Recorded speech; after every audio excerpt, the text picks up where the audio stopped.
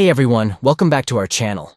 In today's video, we'll be showing you how to easily display all your emails in a specific label list on Gmail on your PC using the new update. Let's get started. First, open gmail.com on your web browser. Next, look at the top bar and click on the gear icon located on the right-hand side. This will open up a drop-down menu. From the drop-down menu, click on See All Settings to access the full settings menu for your Gmail account.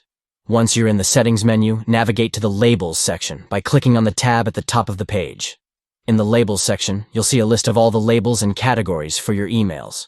Look for the label called All Mail and click on the Show option next to it.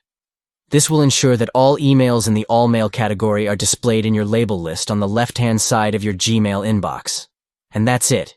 You've successfully configured Gmail to show all emails in the label list on your PC.